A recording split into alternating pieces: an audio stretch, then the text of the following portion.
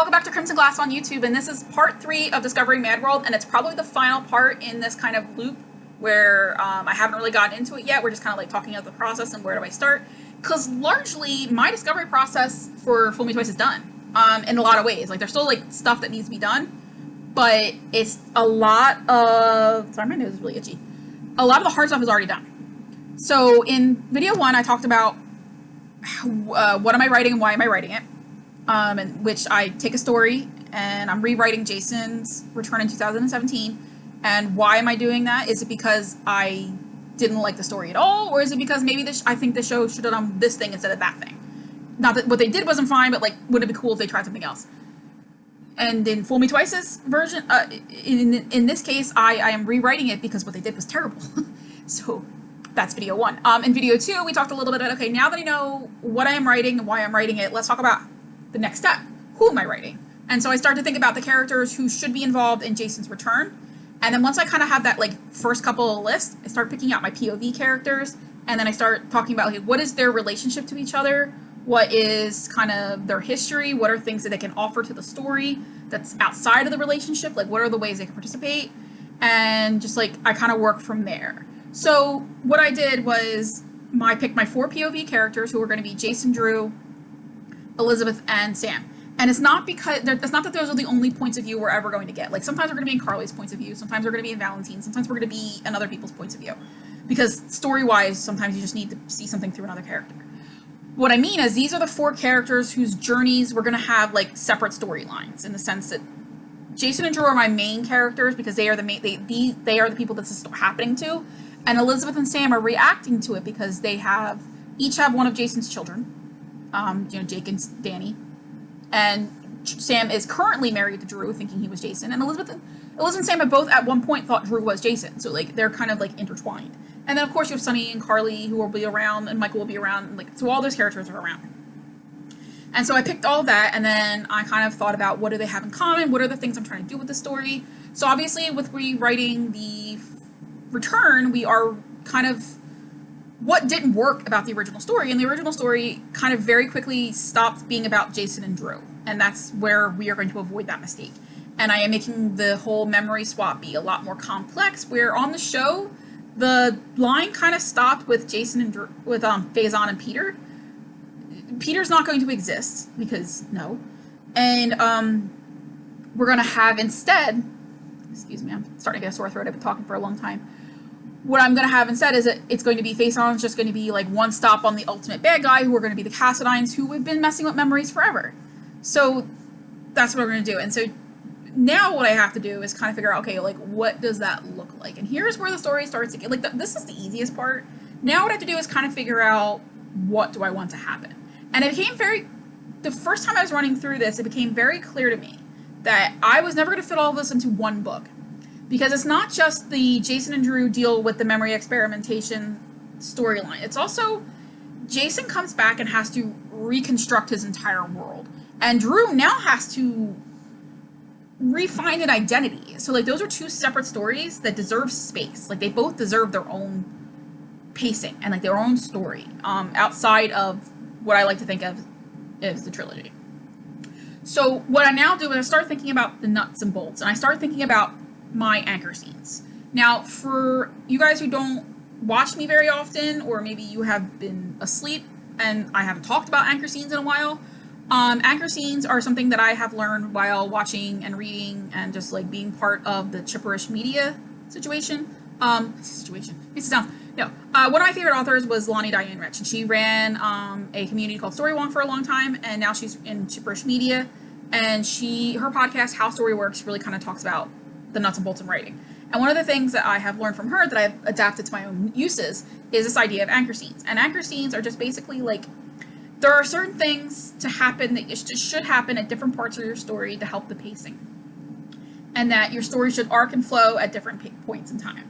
And one of the ways I've had to adapt this to what I write is because I write soap opera fan fiction. So, like, there's never just one set of anchor scenes. There's never just one thing happening. And like, even, I mean, I narrow it down and restrict it a little bit, but like, there's always like 7 things happening.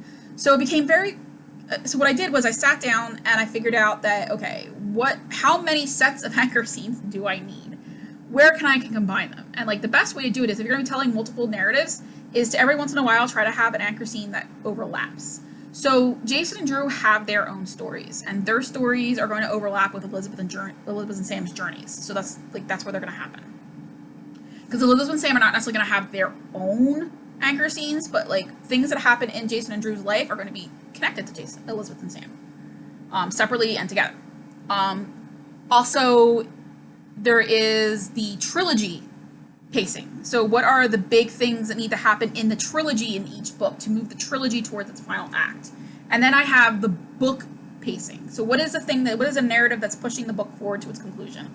And it can't necessarily just be Jason and Drew, because Jason and Drew's storyline is like the book situation. It's the in book one, I'm focusing on the reconstruction of their world. And so the trilogy storyline for book one is, here's the problem, how are we going to fix the problem, and then at the end we get kind of closer to the first step of fixing it. And then book two is really coming to terms with that conflict and what does that mean, really deepening how it means. And then in book three we're going to finish it. So I have basically in each book 3 sets of anchor scenes. And what I do with my anchor scenes is, first you have your inciting incident. What is the thing that kicks it off? And what's really great is, of course, for this story, they all have kind of the same thing. Jason shows up and says, "Hey, I'm Jason," and Drew's like, "What?" And so like that's an inciting incident, because like he's clearly he looks like Jason used to look. There's a thing there, right? That has to mean something.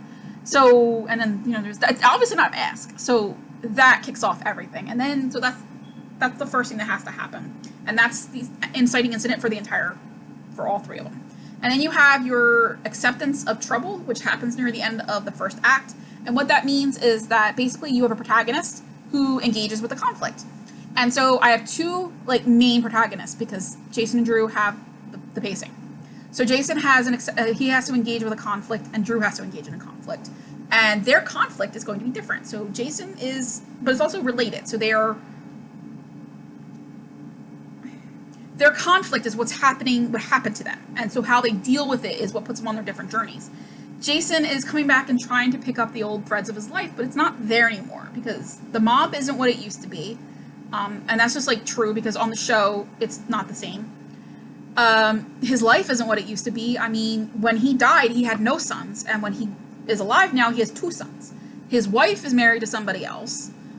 The guy he really hates more than anything in the world is alive and walking around living in a house with his not dead son and his ex-girlfriend. Like, that's a thing he needs to deal with.